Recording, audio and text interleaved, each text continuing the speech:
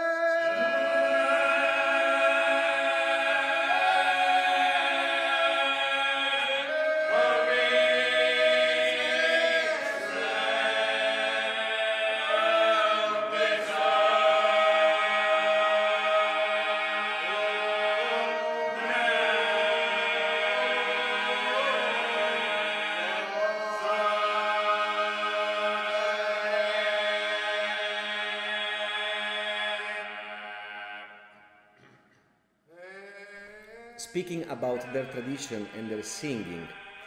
They call it lamentation. And they wanted recently, talking with us, to share the drama that as persons they were, and as brothers of the confraternities, they were living. They faced more than other people in Europe the tragedy of immigration and seeing the Mediterranean Sea transforming itself into a cemetery. And the beaches of Lampedusa, and not only of Pozzallo, welcoming so many bodies, most of the time alive, but sometimes not anymore. And since by statute, because we have also to remember that a confraternity is a stowarzyszenie, is an association with its own statute, they have the cult of death in their hands. So traditionally they are owning some places into the cemetery of the town. So when some family is too poor to afford one of these places, it's the confraternity that is donating this to them. And they were among the first in the whole island of Sicily to answer to this call, because there was a concrete need to put some of these bodies in some coffins, in some places, even though most of the time, as we had the chance to see when we organized the first edition of the Lamentazioni del Mediterraneo, il Lamento del Mediterraneo, in 2016 in Mussomeli, we had the chance to visit the cemetery and some of these places that have been donated by the confraternity to host these corpses. Most of the time with just a number on it, for obvious reasons. Documents were not found. To było szczególne, kiedy mówiąc o swojej powinności jako opiekunowie grobów, członkowie konfraterni podzielili się z nami swoimi uczuciami, swoim swoistym zagubieniem, ludzkim, głębokim zagubieniem w obliczu konieczności pochowania i pożegnania ciał tych, którzy zginęli na morzu, których imion nie poznamy, poznamy tylko datę dosłownie odnalezienia lub datę tragedii, która się stała, czyli zatonięcia statku, czy zatonięcia tej tratwy, tego pontonu, który ich niósł.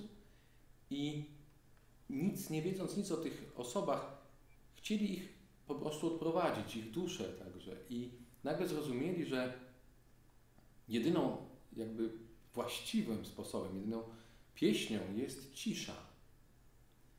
Czyli ci, którzy należą do tradycji wielowiekowej, tradycji także pogrzebowej, tak? I są pewnym, no właśnie, nie tyle gwarantem, że ta ścieżka dla duszy zostanie utworzona, ale przynajmniej, że jakiś adres zostaje wpisany dla tych, którzy odchodzą, nagle nie mieli tych narzędzi i mówili o odprowadzaniu w ciszy, o śpiewie poprzez ciszę. Tak ja to zrozumiałem. To przyniosło diametralne rozumienie też dla naszej pracy i jeden z najważniejszych kierunków pracy nad spektaklem Medee, o przekraczaniu. Medee pluralis, nie jedna Medea, i tu nie chodzi też o tekst antycznej tragedii Euripidesa, od razu dopowiem, a właśnie o fenomen odrzucenia, o figurę odrzucenia i ciszy, nieskończonych pokładów ciszy, które są potrzebne, żeby to odrzucenie wyrazić. Odwiedziliśmy Mussomeli jeszcze przed premierą i właśnie we wrześniu 2016 roku tam zorganizowaliśmy po raz pierwszy w tej skali przegląd, festiwal, po prostu spotkanie konfraterni z Korsyki, z Sardynii i z Sycylii oczywiście, i zaprosiliśmy także naszych gruzińskich przyjaciół, zespół Sachioba, Malchaza, Erktwanizy, o którym mówiliśmy. It was an occasion, this first edition in Mussomeli in 2016. I think it's not the first time it happens, but probably it's the first time that it keeps happening with the same group of singers coming from the three main islands of the Mediterranean Sea. It was an occasion to sign a kind of contract, a protocol together, where the singers, the group of singers from the three islands, they wanted to have to shake a hand with their hearts and try to protect both their singing as a common Mediterranean cultural heritage, and at the same time to dedicate their voices to these silences. And that's why we kept a meeting then in Wrocław in the same year. Last summer, at the end of the summer, we had the third, if we count Wrocław, edition in Orozei, and we hope now in October 2020 to be host by the Corsican Confraternities. Another thing I think it's important to underline about their tradition of singing is the only one of polyphonic singing tradition that I remember joined by instruments. In their traditional songs, in their lamentation, we can hear two sounds that are very strong for any orchestra: trumpet and big drum. They call it the imperial drum.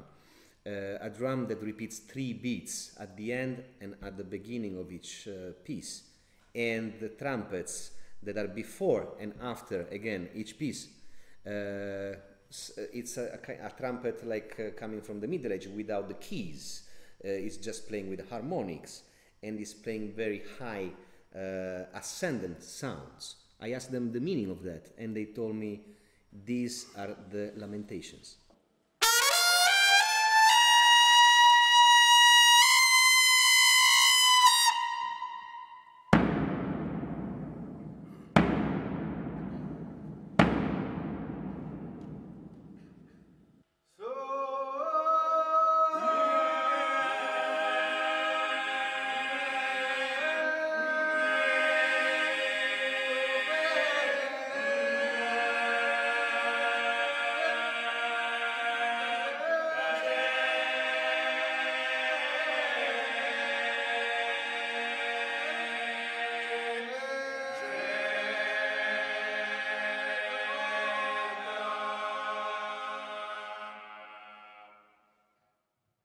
In the late 60s, some professors, ethnomusicologists, and I would name for Sicily one of the main one, Elsa Gugino, had the chance to make some studies and record many different traditions in Sicily, and she had the chance also to record the singing in Mussomeli. For a reason more or less clear, in Mussomeli they stopped singing. Thanks these recordings that 30 years before someone from outside these traditions, the community itself gathered together again around these sounds, around these traditions, and they learned from the voices of their grandfathers, but through a recording.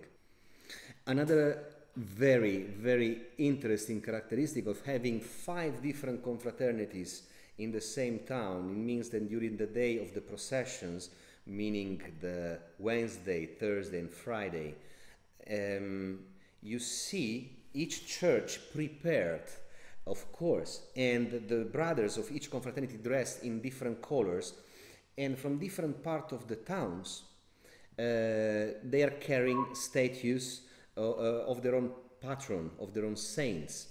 The Archiconfraternity, that let's say is the main church of the town, has the honor of bringing the urn and the body of Christ.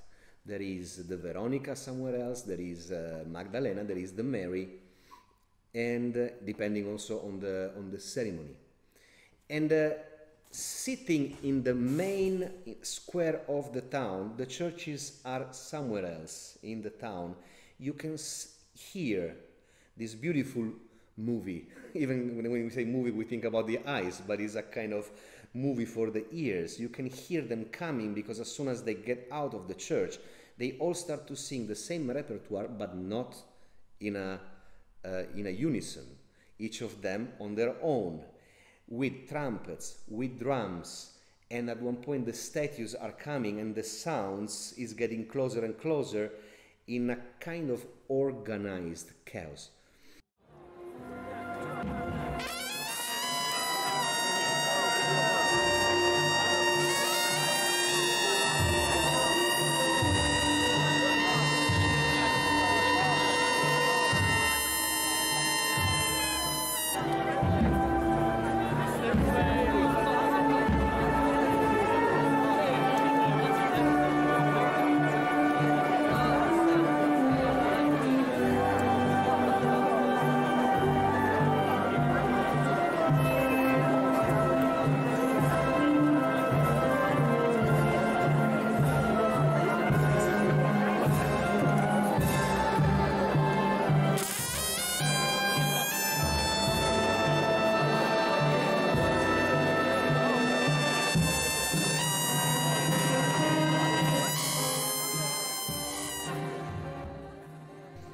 And when they gather in the center of the town, the orchestra of the city hall starts to play a totally different music that it reminds me the soundtracks written by Nino Rota, for instance. And these sounds come together in a, in a climax when the body is exposed from the urn and put on the cross with everyone singing together. It's a real intense dramaturgical narration what is happening during these parades.